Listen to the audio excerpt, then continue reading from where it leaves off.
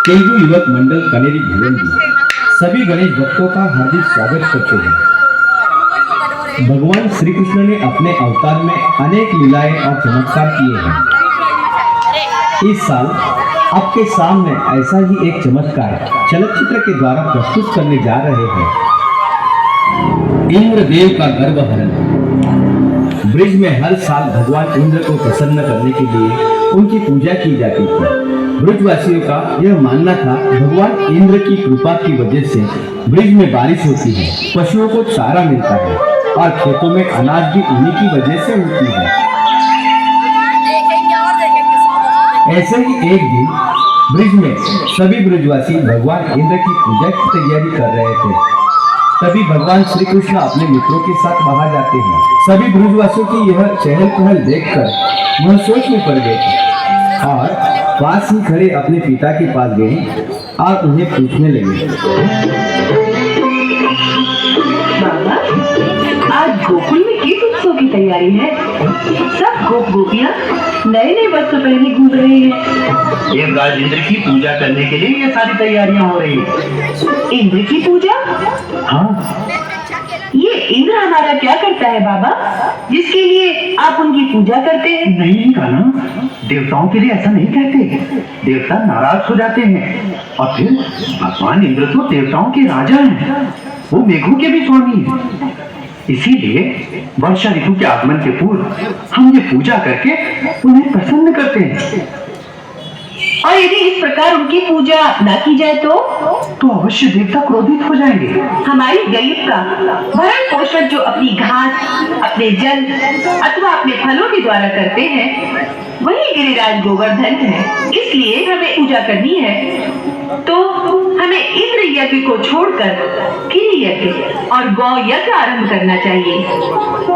बालकृष्ण की ये बातें सुनकर नंद बाबा और सभी ब्रजवासियों को गोवर्धन पर्वत का महत्व समझ में आ गया और सभी ब्रजवासी गोवर्धन पर्वत की पूजा की तैयारी में लग गए।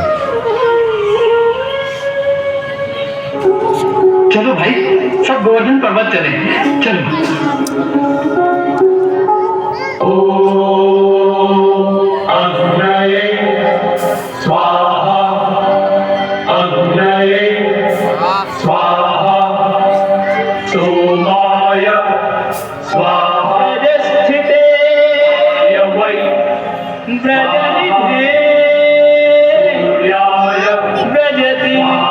देवराज इंद्र की जय।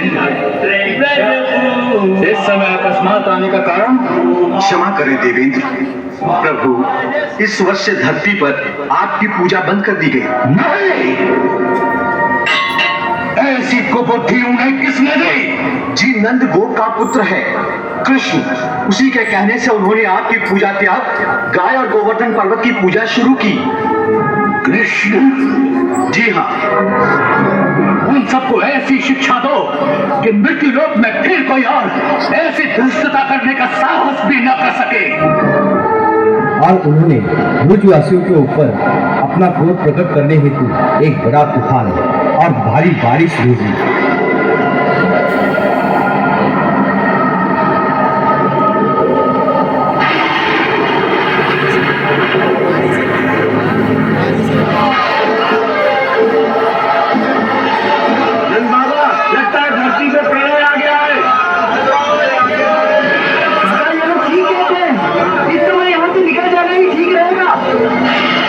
इस बारिश और तूफान से बचने के लिए वृंदावनवासी भगवान श्री कृष्ण की प्रार्थना करने लगे और तभी बालकृष्ण ने एक अद्भुत चमत्कार किया।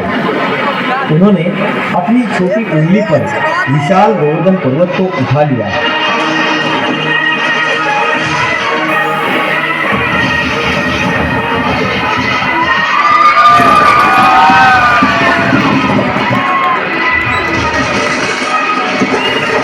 सभी ब्रजवासी यह देखकर चकित हो गए और उन्होंने गोवर्धन पर्वत के नीचे आश्रय लिया।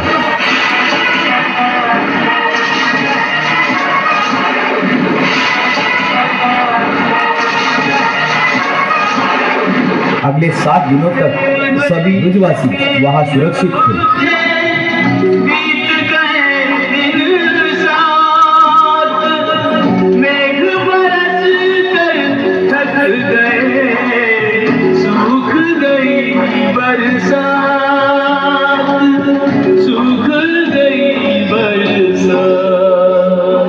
भगवान श्री कृष्ण की यह चमत्कार देखकर इंद्रदेव को अपनी गलती का एहसास हुआ और वह भगवान श्री कृष्ण से माफी मांगने लगे।